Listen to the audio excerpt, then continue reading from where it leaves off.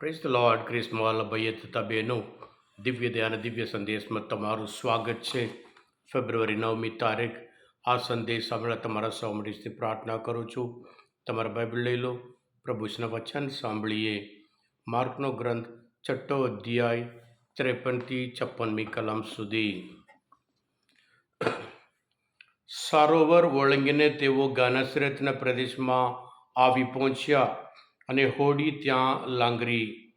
તેઓ હોડીમાંથી બહાર આવ્યા કે તરત જ લોકોએ ઈસુને ઓળખી કાઢ્યા અને તેઓ ઉતાવળા આખા પ્રદેશમાં ફરી વળ્યા. માંદા માણસોને ડાળીઓમાં ઘાલીને જ્યાં જ્યાં ઈસુ છે એવી ખબર મળતી ત્યાં લઈ જવા લાગ્યા.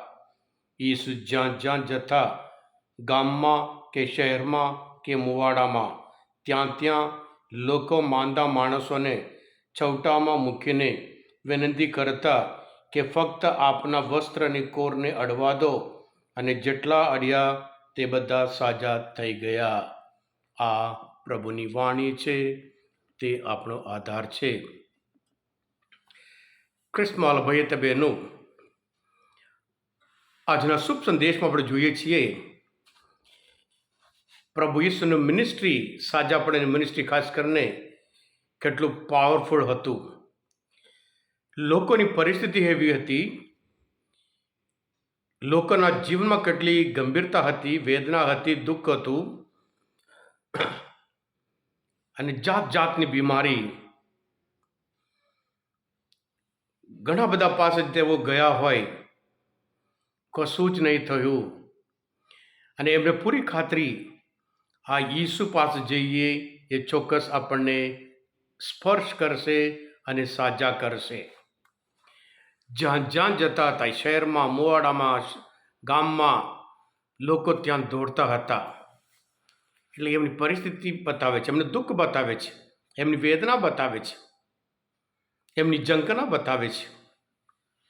હા ક્રિસ્મવાલા ભાઈ હતા બહેનો, પ્રભુ ઈસુને ઘણા સ્પર્શ કરવા માટે કોશિશ કરતા હતા, અને સાથે સાથે પ્રભુ ઈસુ જેને સ્પર્શ કર્યો તે બધા સાજા થઈ ગયા.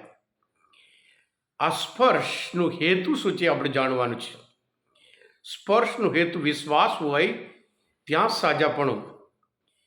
પ્રભુ સાજા કરે છે એ બતાવે છે, એ જ મસીહા છે, એ જ મુક્તિદાતા છે, અને ઈશ્વરના રાજ્યની સ્થાપના કરવા માટે આવ્યા એ બતાવે છે. સ્પર્શ અલગ અલગ પ્રકારના હોય. Good touch, bad touch. મધરના ટચ અલગ, દુશ્મનના ટચ અલગ, મિત્રના ટચ અલગ, અજાણ્યાની ટચ અલગ છે. એટલે જે હેતુ છે એ મહત્વનું છે. જે સ્પર્શ કરે છે એનો હેતુ મહત્વનો છે. એટલે આજના શુભ સંદેશ આપણે જોઈએ છીએ, એમનો હેતુ કે અમને અડવા દો. એમને પૂરી ખાતરી, માનસિકતા, વિશ્વાસ, શ્રદ્ધા. લૂકના ગ્રંથમાં પણ આપણે જોઈએ છીએ, માત્ર એમને કપડાને કોરને અડવા પામું, હું સાજી થઈ જઈશ. જેવો વિશ્વાસ અને એવી રીતે સાજાપણું. પ્રભુ માત્ર સાજાપણ માટે નહીં, પણ સાથે સાથે કે ક્ષમા માટે પણ આ પૃથ્વી પર આવ્યા હતા. ઘણી વખત બીમારીનું પરિણામ, બીમારી એ પાપનું પરિણામ હોઈ શકે છે. એટલે શારીરિક સાજાપણું અને આધ્યાત્મિક ક્ષમા માટે પ્રભુ ઈસુ આ પૃથ્વી પર આવ્યા હતા. હા ક્રિસ્મવાલા ભાઈ હતા બહેનો, એ જ અધિકાર, એ જ પાવર પ્રભુ ઈસુ એમના શિષ્યને પણ આપે છે.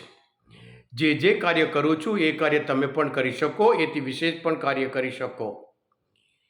માંદાઓને સાજા કરવા, લંગડાઓને ચાલતા કરવા પ્રભુ ઈસુના સંતાનોને જે વિશ્વાસ રાખે છે એકને પણ આપી છે. અને આપણે પણ એ જે પાવર હોય, જે શક્તિ હોય, જેવી રીતે લોકના ગ્રંથમાં 6ઠ્ઠો અધ્યાયમાં 19મી કલમમાં પ્રભુમાંથી શક્તિ નીકળી સૌ કોઈને સાજા કરતી હતી. હા ક્રિસ્મવાલા ભાઈ હતા બહેનો, પ્રભુની શક્તિ વડે ઘણા બધા શારીરિક રીતે, કારણ કે વિશ્વાસ હતું એમ. સાથે સાથે આપણે જાણીએ છીએ ઘણા બધા આવતા હતા, જતા હતા વિશ્વાસ વગર. જ્યાં વિશ્વાસ નથી, પ્રભુ ઈસુ કોઈ પણ સાજાપણું કરવા તૈયાર નથી. જે લોકો ચેલેન્જ કરે છે, જે માગણી કરે છે એ માટે પણ પ્રભુ ઈસુ સાજા કરવા તૈયાર નથી.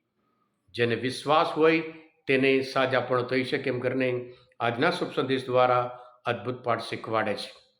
આપણે પણ પ્રભુ દરરોજ આપણે સ્પર્શ કરે છે.